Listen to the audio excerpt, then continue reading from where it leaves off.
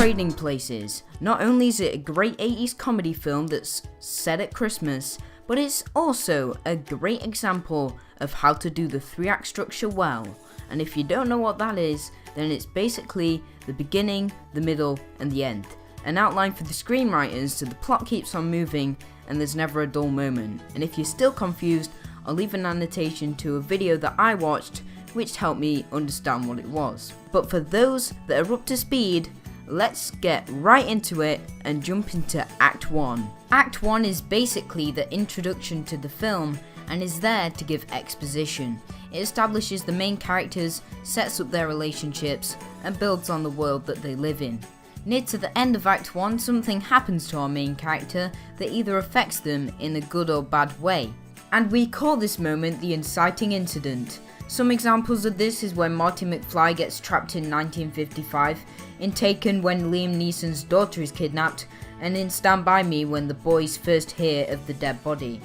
After this moment, the hero is then forced into an adventure where they have to fix everything that is broken and resolve the problem. And that's pretty much it for Act 1, which should take up around 35 minutes of your film. Now obviously if you've got a longer film like The Dark Knight for example, it would finish much later on. And now that we've looked at what happens in Act 1, let's go back and see if any of this applies to Trading Places.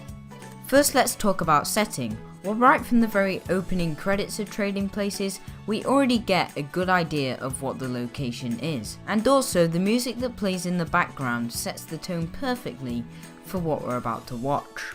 Next, let's talk characters, because in Act 1, we're introduced to quite a lot of them, with the exception of Ophelia as she's sort of introduced in the middle of Act 1 and Act 2. In Act 1, however, we're introduced to Coleman, the two Dukes, Winthorpe, Billy Ray Valentine, and Penelope. Then later on, the inciting incident happens when Winthorpe is wrongly accused of stealing money from the Heritage Club as part of a crazy bet by the two Dukes. Now wait a minute. I've never seen this money before in my life. Randolph, Mortimer, this is outrageous. What are you doing? I haven't done anything wrong. This then leads us swiftly on into Act 2. Now Act 2 should be by far the longest part of your film, and it's actually got 6 sections to it. The first one of these sections is referred to as the fun and games section and is usually where all the trailer footage is found. Now some examples of this is in Batman Begins when he fights for the first time, in Ferris Bueller's Day Off when they drive around the city, and in Leon when Matilda is first learning to be a hitman. Also in Act 2 is the introduction to the B story, which is a separate part of story that supports the greater one. This could be an introduction to a new character or sometimes the arrival of a villain, like in Fast 5 when we meet Hobbs, in Raiders of the Lost Ark when we see Marion for the first time, and in Toy Story when Buzz Lightyear appears on Andy's bed. Then after the B story we have something called the midpoint, and as you can imagine this is at the middle of the film, and it's where something happens which changes the mood completely and everything gets serious. This then leads on into 2 other parts of Act 2. The first part is the everything falls apart moment.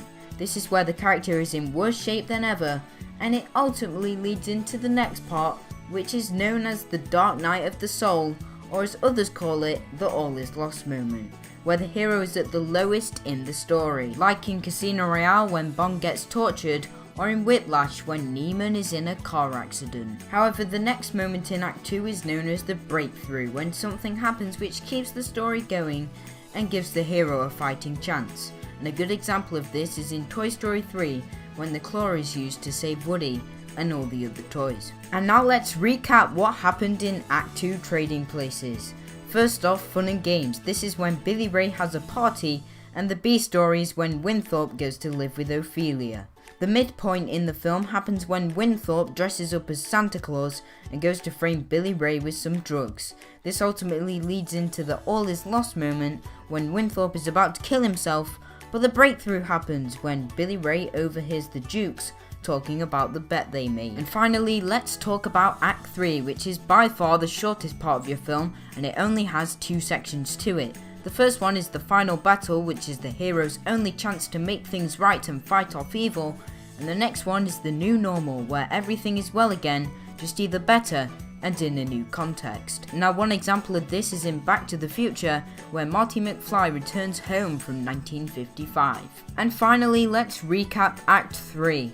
Act 3 for Trading Places starts when Billy Ray tells Ophelia, Coleman and Winthorpe about the $1 bet the Dukes have, and then they make a plan to corner the market before they do.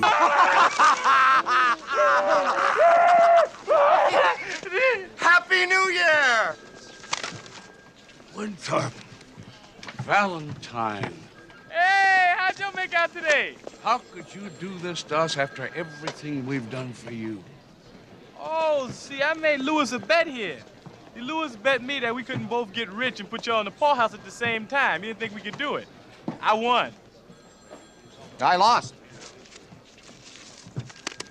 $1. Thank you, Lewis. The new normal is when they're all relaxing on a beach and they've all got that dollar, you know, they're all rich and they're really happy, and that's the end of it. Anyway, that's about it from me, guys. If you like this video, please do leave a like, and also tell me what your favourite Christmas film is down in the comments below, and I will see you in the next one.